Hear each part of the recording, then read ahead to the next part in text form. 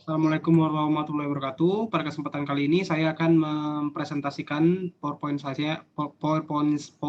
saya untuk tugas perpajakan pada bab 2. Nama saya Madita Gimnastiar dengan NIM C1C020106 dari R12 kelas A Akuntansi dengan dosen pengampu Bapak Wirmi Eka Putra, SIMSI.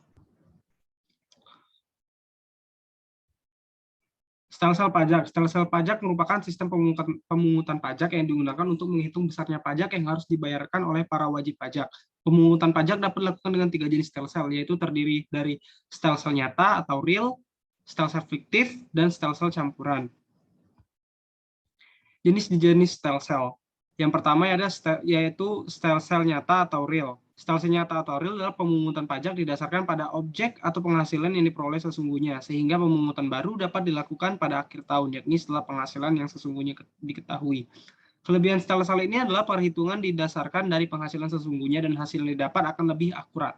Sedangkan kekurangan stelsel nyata atau real ini adalah pajak baru dapat dibayarkan pada akhir tahun pajak. Yang kedua ada stelsel fiktif. Stelsel fiktif adalah jenis pemungutan pajak yang didasarkan pada perkiraan oleh suatu undang-undang. Perkiraan yang digunakan tergantung pada peraturan perpajakan yang berlaku. Stelsel ini menerapkan sistem pemungutan pajak di depan. Misalnya penghasilan 1 tahun pajak dianggap sama dengan tahun sebelumnya. Sehingga pada awal tahun pajak telah dapat ditetapkan besarnya pajak yang terutang untuk tahun pajak berjalan. Kelebihannya adalah pajak yang dibayarkan berjalan selama setahun tanpa harus menunggu hingga akhir tahun. Sedangkan kekurangannya adalah pajak yang dibayarkan tidak akurat karena tidak berdasarkan keadaan sesungguhnya dan mengikuti tahun yang sebelumnya.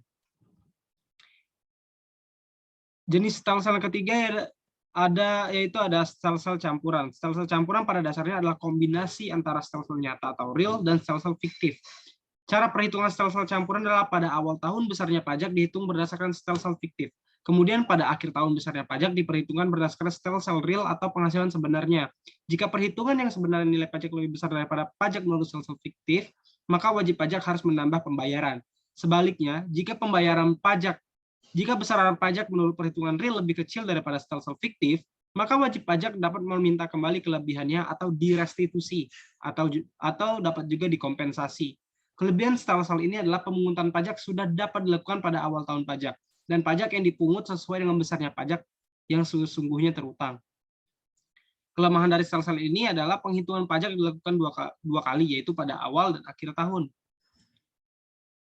Kendala-kendala dalam pemungutan pajak. Alasan keengganan membayar pajak adalah karena sistem perpajakan yang cenderung sulit dan rumit, sehingga masyarakat kurang dapat memahami tata laksana perpajakan. Masyarakat berpendapat ketika ingin membayar pajak terkadang harus melewati proses yang rumit.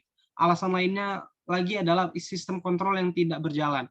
Mereka yang tidak membayar pajak ternyata tidak mendapat sanksi. Hal ini akan menimbulkan pemikiran untuk apa membayar pajak kalau tidak ada sanksi bila tidak membayar.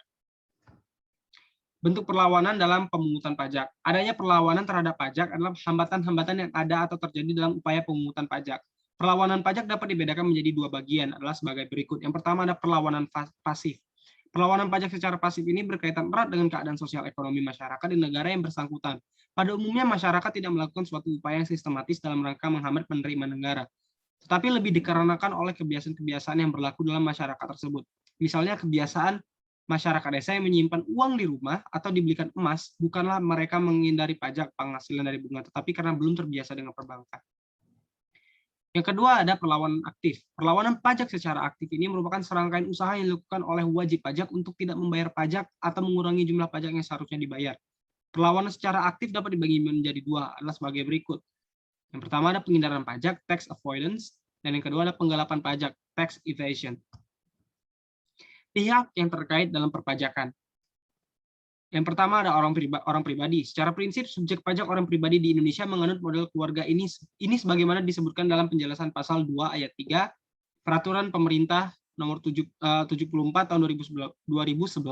Sementara itu orang pribadi menjadi subjek pajak dijelaskan dalam penjelasan pasal 2 ayat 2.